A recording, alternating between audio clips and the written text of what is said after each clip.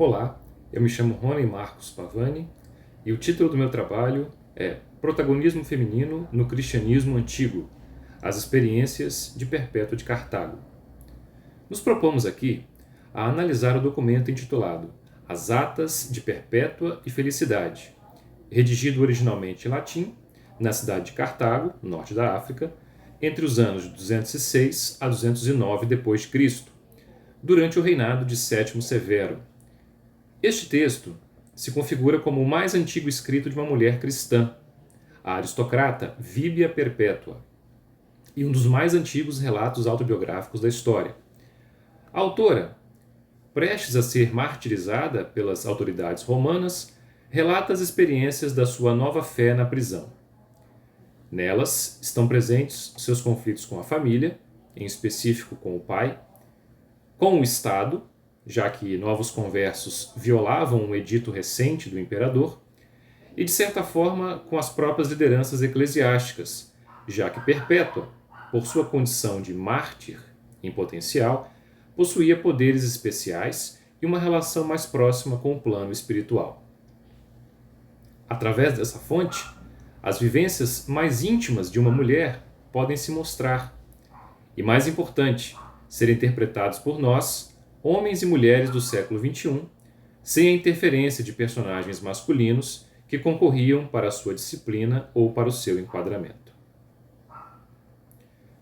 Narrar os feitos e os últimos momentos da vida dos mártires era, nesse contexto, um instrumento pedagógico. Os relatos eram lidos publicamente nas cerimônias e, por vezes, inseridos nas liturgias. Além disso, coletar relatos dessa natureza contribuía para a confecção da unidade e da identidade das comunidades cristãs no norte da África.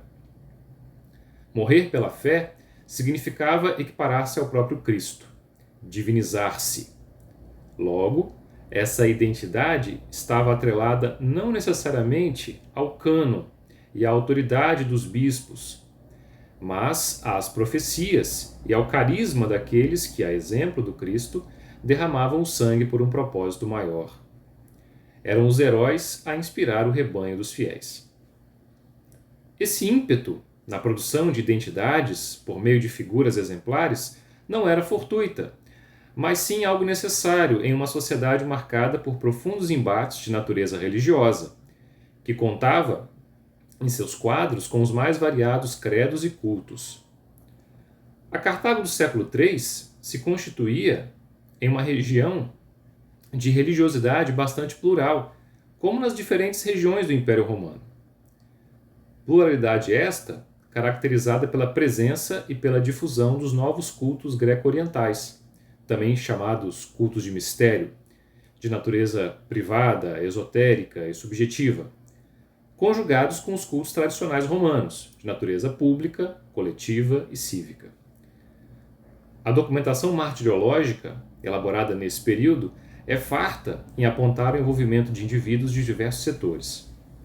Muitos ascenderam socialmente e encontravam-se já em posições de liderança, seja na economia ou no exército. Logo, passaram a ser um incômodo. Mais ainda, o indivíduo disposto a morrer por sua fé passou a constituir um problema de ordem social e, de certa forma, cósmica.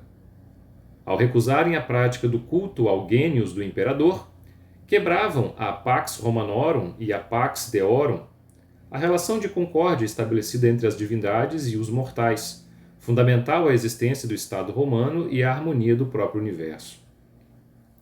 Em outras palavras, o cristão, até então tolerado, ganhava paulatinamente contornos de perigo, de aberração. Nesse contexto, o testemunho de Víbia Perpétua é riquíssimo. É possível dizer que ela possuía todas as credenciais para ser uma matrona típica, rígida e defensora da ordem e dos costumes ancestrais. O autor do texto faz questão de dizer, por exemplo, que ela era aristocrática, esposa e mãe. Seu desejo pessoal e subversivo de abraçar a fé cristã, no entanto, pôs tudo isso abaixo. Em primeiro lugar, a protagonista inicia a narrativa confrontando o próprio pai. Bem, lembremos-nos do trivial. No mundo antigo como um todo, e na sociedade romana em particular, religião não era algo que se escolhesse. Tal decisão caberia ao pater familias, cuja autoridade era legitimada pelo sistema imperial romano. Alguém que detinha, inclusive, o poder de vida e morte sobre os seus tutelados. Em outras palavras, estamos diante de uma mulher que acredita estabelecer um contato direto com Deus e que, portanto, está acima dos vínculos familiares e das convenções do mundo material. Além disso, Perpétua recebe a capacidade de profetizar e de ter visões. Deus passa a falar com ela pessoalmente, sem necessidade de um presbítero ou bispo para orientá-la. Nessa perspectiva, o crente, seja homem ou mulher, é um ser autônomo. Enquanto esteve presa, Víbia Perpétua registrou 4 visões, das quais nos interessam 2. A primeira, a de uma escada de bronze que ia para o paraíso, e a segunda, ao ver-se a si mesma, vestida como homem, em uma arena, lutando contra um guerreiro egípcio. Lembremos-nos de que Perpétua era uma mulher oriunda dos estratos mais altos da sociedade, que, portanto, tinha acesso a livros e a notícias das conquistas do Império Romano. Ora, mesmo visões sobrenaturais necessitam de uma base material, daquilo que a vidente ouviu, leu e conheceu ao longo de sua vida. O que se manifestou em uma somatória de imagens, de procedências bíblicas ou não, amalgamadas em um contexto diverso. Por exemplo, o fato de a escada de bronze estar repleta de armas pode significar reverberações do pensamento militar atribuído aos imperadores. A violência é um elemento constante nessa sociedade, e armas são sinônimos de força e glória, exatamente o que ela sente ao subir os degraus para o céu. Outro exemplo, o enfrentamento do oponente egípcio estaria relacionado ao fato de uma mártir, em sua magnitude, conseguir dominar e destruir um povo inimigo. Aliás, não um povo qualquer. Vencer o Egito é igualar-se a Augusto, é estar acima dos mortais. Mais ainda, ao ser despida e depois vestida como homem, também faz lembrar das representações dos imperadores com vestes para o combate, seminus. Se o mártir é um imitador de Cristo, especialmente no sentido da divinização, nada mais natural do que recorrer a imagens do divino presentes no mundo romano.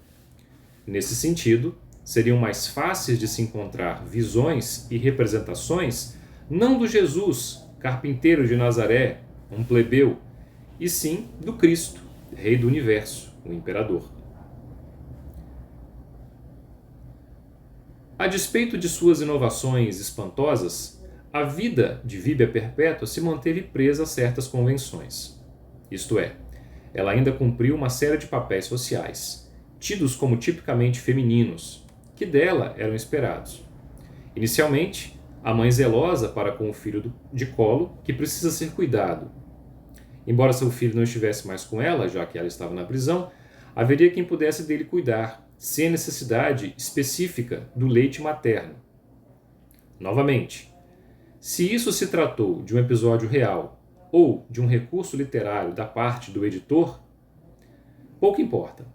Ela era uma mártir, mas ainda assim uma mãe, e toda boa mãe se preocupa com a sua prole. Além de boa mãe, era esperado de uma mulher ser também uma boa filha. Eis o problema maior. A missão parecia impossível, uma vez que Perpétua explicitamente desobedecera ao pai, um homem já idoso, e não dera ouvido aos seus múltiplos e lamentosos apelos para que não se convertesse ao cristianismo. Com um agravante, o pai chegou a ser espancado, segundo a fonte, publicamente por ordem do magistrado, de modo a sensibilizá-la a abjurar de sua fé. Tudo em vão. Mesmo assim, e é importante atentar a isso, ela se compadeceu dos seus sofrimentos. Ora, Perpétua poderia ter ficado satisfeita ao ver um inimigo da sua fé sofrer, no caso o pai, alguém que por tantas vezes se interpôs entre ela e Deus. Entretanto, não foi esse o caso.